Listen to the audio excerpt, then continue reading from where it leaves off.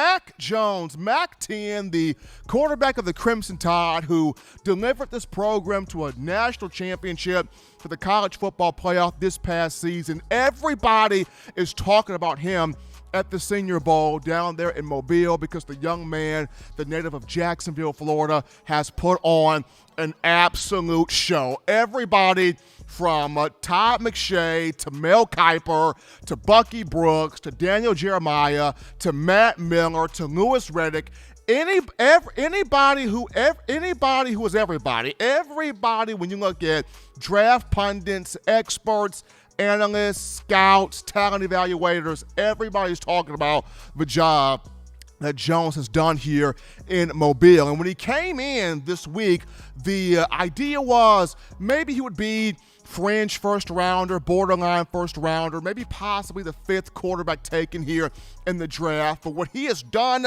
at Hancock Whitney Stadium this week, he has gone from maybe a fringe first rounder to he's a concrete, solid first round pick. He has gone from maybe being the fifth quarterback taken to me, he's the second best quarterback in this draft behind Trevor Lawrence of Clemson. Now, people have become infatuated by the dual threat quarterbacks, the guys that are mobile, the guys that can move. So therein lies Justin Fields. He may get taken before Mac, but to me, Mac has shown he is the second best quarterback in this draft, has put on an absolute show. The accuracy, the leadership, the touch, the ability to run the huddle, command the huddle, make all the throws on the field. He has had the chemistry with all the receivers on the field, whether it's Amari Rodgers of Clemson, Kadarius Toney of Florida, Trayvon Grimes of Florida. Doesn't matter who Jim Nagy in the Senior Bowl has put out there in front of Mac. Mac has been able to get the ball to all of these guys. He has put on a show.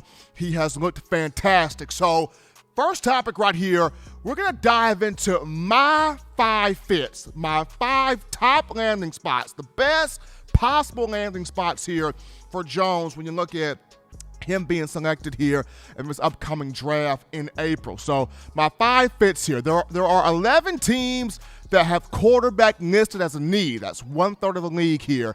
And while he has met with the New England Patriots, the Houston Texans, and the New Orleans Saints, here are my 5 fits here for Mac. So starting off here from 5 to 1.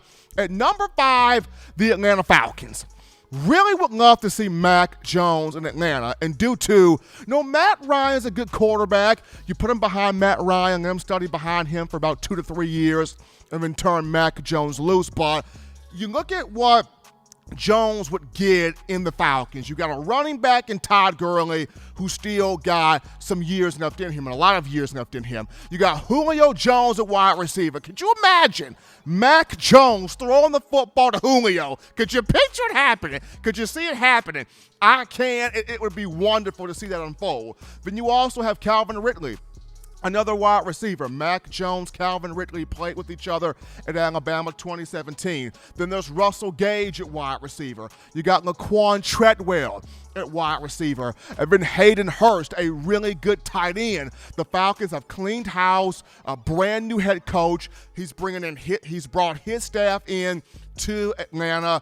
This would be a really good move here for the Falcons. I know a lot of draft analysts out there, they've got the franchise looking more so toward Zach Wilson, the young man from BYU, and Zach Wilson's good, but Mac Jones has done this at Alabama. He's done this bigger program, tougher competition, harder schedule, more so quality opponents, and what Jones was able to do this past season, 4,500 passing yards, single season score record, 41 touchdowns, one of 2 quarterbacks in the Nick Saban era to toss for at least 40 touchdown passes, be a consensus All-American, a Heisman finalist, National Quarterback of the Year. Mac Jones did a lot for the Crimson Tide this past season. And if you put him with the Dirty Birds, you put him in Atlanta, could be a really sexy move here for that franchise. Number 5 fit would be the Atlanta Falcons.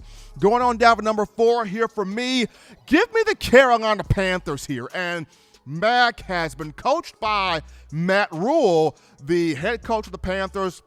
who's also running the American team down there at the Senior Bowl. And Coach Rule referred to Mac as an alpha quarterback, an alpha man, a leader, somebody of whom has really done an outstanding job in not just getting the ball to the playmakers at the Senior Bowl, but his leadership in the huddle, his ability to process information, his high IQ. And even though people come at him for his mobility, saying that, well, Mac's not mobile enough, he doesn't wow you with his feet, he doesn't wow you with his legs, Coach Rule talked about it. Mac is mobile enough for me. He moves well within the pocket. He's able to slide. He can break contain if he needs to. Mac's mobility looking really good to me. And that's Coach Rule here for the Panthers. And much like Atlanta, the Panthers, they've got weapons. Christian McCaffrey at running back comes back. You've got Robbie Anderson at wide receiver. There's Pharaoh Cooper, the alum of South Carolina, at wide receiver. DJ Moore at wide receiver. Curtis Samuel out of the Ohio State Buckeyes at wide receiver. So Carolina's got weapons. They've got talent that it could put around Mac. And on top of that, if it's able to bring back Joe Brady, Coach Brady has been interviewing for other head coaching jobs in the NFL. If Joe Brady comes back, we saw what he did with 1 year with Joe Burrow at LSU, making him a household name, a star. Mac Jones had the Joe Burrow-esque of a year this past season. Carolina, with the number 8 overall pick, could be very possible there. The third option here for Mac Jones, to me, the New Orleans Saints. Putting him with Sean Payton, whoo-hoo! You want to talk about happy day? This is the final year of Drew Brees. He's retired after this season. You get a Mac Jones in here to work with the Sean Payton, could be a really big deal there. You got Alvin Kamara at running back already, Michael Thomas at wide receiver, Emmanuel Sanders at wide receiver, Traquan Smith at wide receiver, Lil Jordan Humphrey, the pride of the Texas Longhorns, at wide receiver. New Orleans has got weapons. It's a dome stadium, so controlled weather, controlled climate. Would love to see Mac with the New Orleans Saints. They got the number 28 overall pick as we speak here. At number 2, we move on down to the West Coast, the Bay Area, the San Francisco 49ers. The closest system that Mac worked with that comes close to what he had in Alabama with, of course, Steve Sarkisian, would be the San Francisco 49ers under Kyle Shanahan, one of the best offensive minds in the NFL. At the running back position here, the 49ers, you got Raheem Mostert at running back. You got Tevin Coleman at running back behind him. You got Jerick McKinnon at the running back position as well. The 49ers rotate backs. At receiver, therein lies Deebo Samuel. Brandon Ayuk out of Arizona State. He's a stud. And then George Kittle at tight end. Would really like to see Mac there at San Fran. The 49ers have the number 12 overall pick here.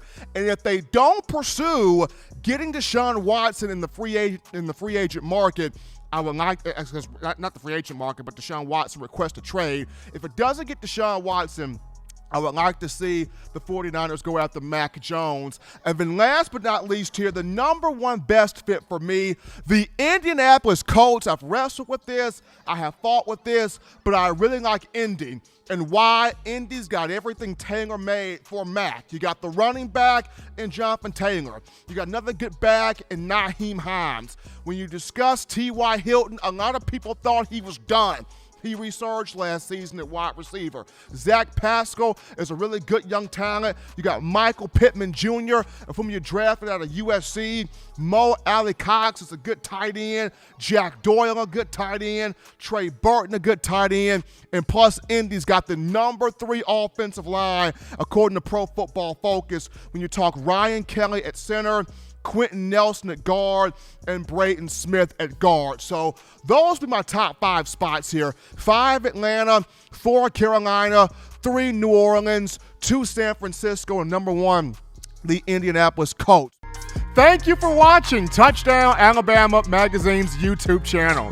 To continue to get the best in Alabama football content, subscribe here and turn on your notifications to stay connected with the hottest shows covering your Crimson Tide.